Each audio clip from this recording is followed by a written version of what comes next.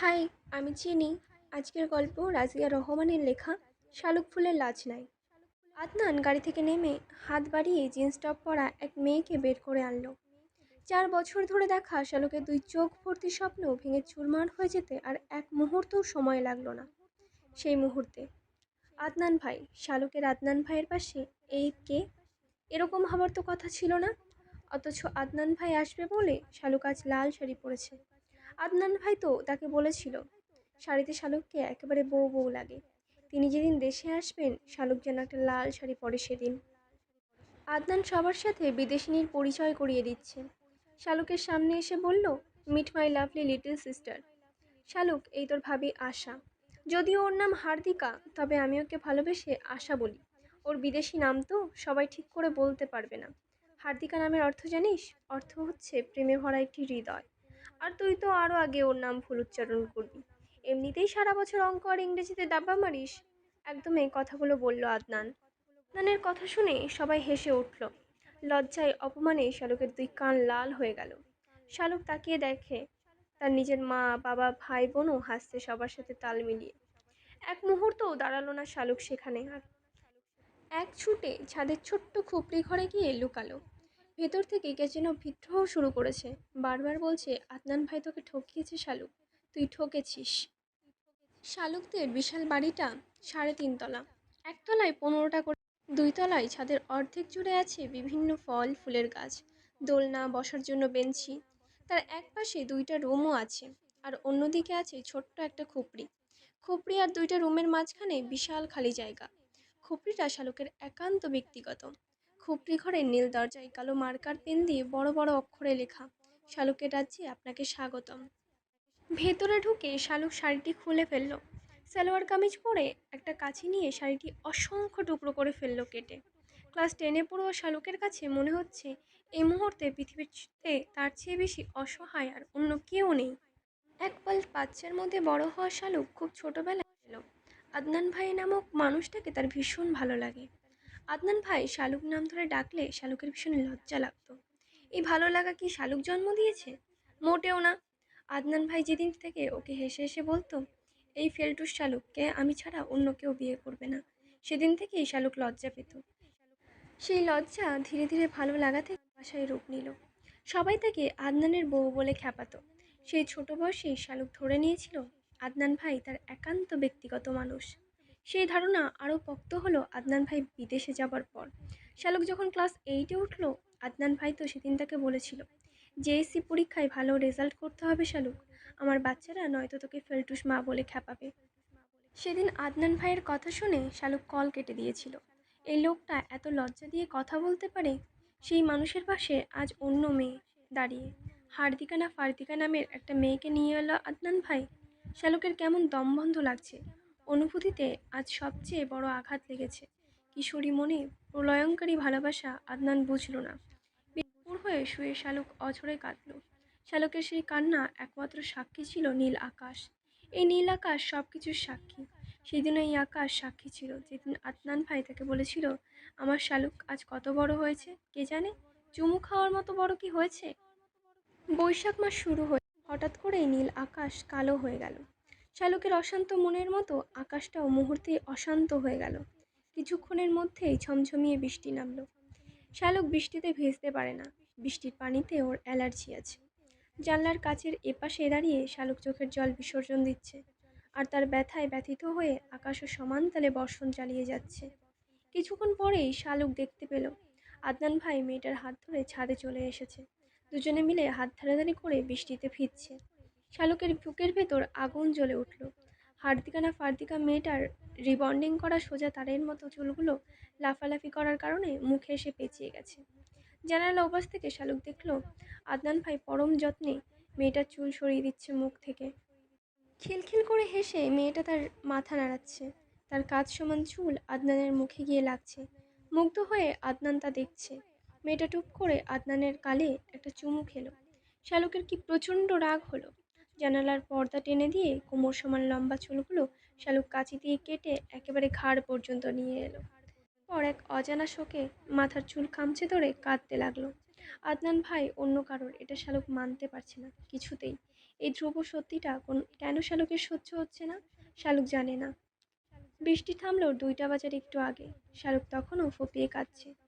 এত কষ্ট হচ্ছে কেন তার? নিজের কান্না কিছুতেই শালুক সামলাতে পারছে না। মতির মা এসে শালুকের খোপড়ি দরজায় দুম দুম কিল মারতে লাগলো।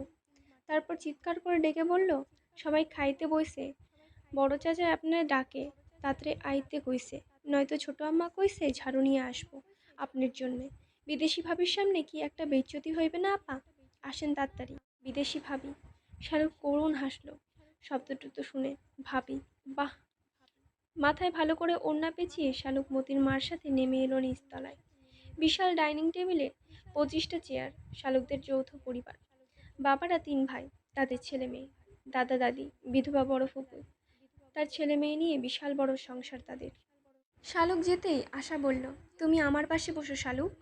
বিরক্তিতে ভুরু কুঁচকে শালুক সরে গেল। বড় চাচার পাশের চেয়ার খালি ছিল। শালুক সেখানে গিয়ে বসল। মেয়েটার মুখে বাংলা কথা শুনে শালুক কিছুটা আশ্চর্য হয়েছে। টেবিলে আজ বিভিন্ন পদের খাবার সাজানো, সবকিছু আদনান আসবে উপলক্ষে করা। শালুকের একবার ইচ্ছে হলো টেবিলে থাকা সব খাবার ছুঁড়ে ফেলে দিতে। সাহসের অভাবে শালুক পারল না। তবে অভিমান করে একটা কাজ করলো, নিজের অতি প্রিয় খাবারগুলো খেলো না। ডাল আর করলা ভাজি দিয়ে মেখে মেখে ভাত খেতে লাগলো।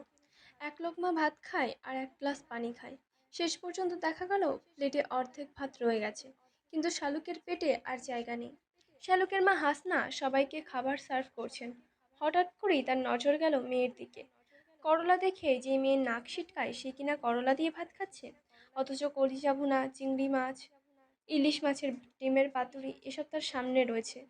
হাসনা মেয়ের দিকে এগিয়ে গিয়ে বললেন, কি ব্যাপার শালুক, এসব কি, কি দিয়ে ভাত খাচ্ছিস? শালুক মাথা নিচু করে বলল, খেতে ইচ্ছে করছে না মা, করলা তো অনেক কখনো খাই না, তাই আজ একটু চেখে দেখলাম।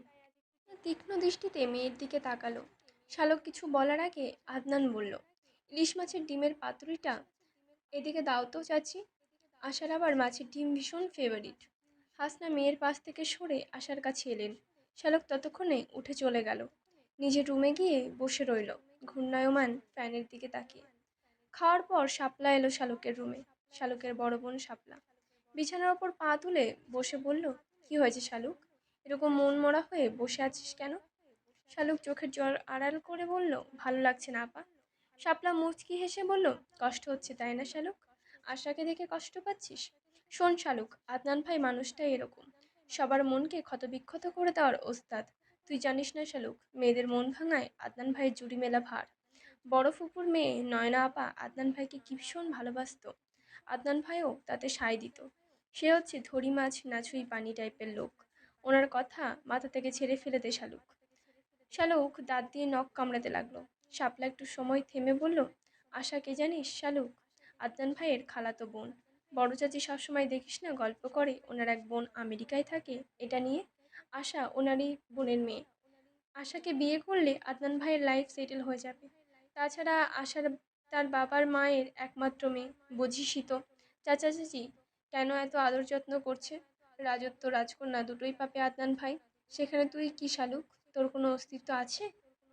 শালুকের 2 চোখে আবারও অশ্রু সজল হয়ে গেল। শাপলা বোন গেল, শব্দ করে না, কান্না করলেও শালুক টের পেল। আপাও তার কাঁদছে তার সাথে। বিকেলে চায়ের আসরে সবাইকে ডাকা হলো। আদনান সবার জন্য কি উপহার এনেছে তা দেবে সবাইকে। অনিচ্ছা সত্ত্বেও শালুককে যেতে হলো, নয়তো মায়ের হাতে মার সব পিঠের ওপর দিয়েই যাবে। বাবা চাচাদের জন্য আদনান ব্র্যান্ডেড ঘড়ি আনলো। মা চাচি ফুপুদের জন্য সেম ডিজাইনের শাড়ি, ছেলেদের জন্য বিভিন্ন রঙের টি শার্ট, মেয়েদের জন্য মেকআপ কসমেটিক আইটেম। দাদার জন্য আনলো কয়েকটা ব্যথানাশক বাম, শীতের চাদর। দাদির জন্যে চাদর, রূপোর কাজ করা একটা পানের বাটি। মতির মায়ের জন্য শাড়ি আনলো। সবার শেষে একটা সায়েন্টিফিক ক্যালকুলেটর বের করে শালুককে দিয়ে বলল, এটা তোর জন্য, অঙ্কে যাতে ফেল না করিস তার জন্য এই ক্যালকুলেটর, একেবারে অরিজিনাল। দাম কত জানিস এর? বারবার ফেল করার কথা তোলায় রাগ করে শালুক ক্যালকুলেটর আদনানের কোলের ওপর ছুঁড়ে মেরে উপরে চলে এলো। সিঁড়ি দিয়ে ওঠার সময় শুনতে পেল আদনান হেসে হেসে বলছে, ফেলটুস আবার কেমন রাগ দেখায়, এই রাগ ফেলটু মেয়েদের মানায় না। শালুকের এত লজ্জা লাগলো এসব কথা শুনে, কিছু বলতে পারলো না। মনে মনে শপথ নিল সেও ভালো করে পড়ালেখা করে সবাইকে দেখিয়ে দেবে। আদনান আসার খবর পেয়ে নয়না রাতেই শ্বশুরবাড়ি থেকে চলে এলো। আদনান তখন আশার হাত ধরে বাড়ির বাইরে বাগানে হাঁটছে। 1 বছরের মেয়ে নিধিকে কোলে নিয়ে আদনানের সামনে গিয়ে দাঁড়ালো। তারপর হেসে বলল, কেমন আছো আদনান ভাই? নয়নাকে দেখে আদনান ভূত দেখার মতো চমকে গেল। নয়নাকে এই মুহূর্তে আদনান এক্সপেক্ট করেনি। নয়নার চ্যাপ্টার আমেরিকায় পা দেওয়ার সাথে সাথে আদনান ক্লোজ করে দিয়েছে। শুকনো হেসে আদনান বলল, ভালো আছি নয়না, তুই কেমন আছিস? এই কে, তোর মেয়ে? খুব কিউট তো।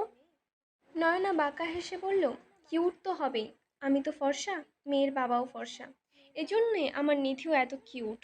নিধির নাম শুনে আদনানের বুক কেঁপে উঠল। নয়নের সাথে প্রেমে থাকাকালীন আদনান বলেছিল তাদের মেয়ে হলে নাম রাখবে নিধি, আর ছেলে হলে নাম রাখবে নিদ্র। নয়না সেটা মনে রেখেছে দেখে আদনান লজ্জিত হলো। আশাকে সেটা বুঝতে না দিয়ে সহজ গলায় বলল, ও আমার ফুফাতো বোন, নয়না। আশা হাত বাড়িয়ে হ্যান্ডশেক করলো নয়নার সাথে। নয়নার বুকে এক অচেনা ব্যথা শুরু হলো। সে গত 3 বছর ধরে বুকে মাটি চাপা দিয়ে রেখেছে। আদনান আশার হাত ধরে বলল, চলো বাসায় যাই, তোমার খিদে পেয়েছে নিশ্চয়ই, নাস্তা করবে চলো। নয়না মেয়েকে কোলে নিয়ে আদনানের গমন পথের দিকে তাকিয়ে রইল। তারপর বের বের করে বলল, প্রতারক। এটা নতুন গল্প, তো জানাবেন কেমন হচ্ছে, কেমন করছি আর কি। সুস্থ থাকবেন, ভালো থাকবেন। বাই।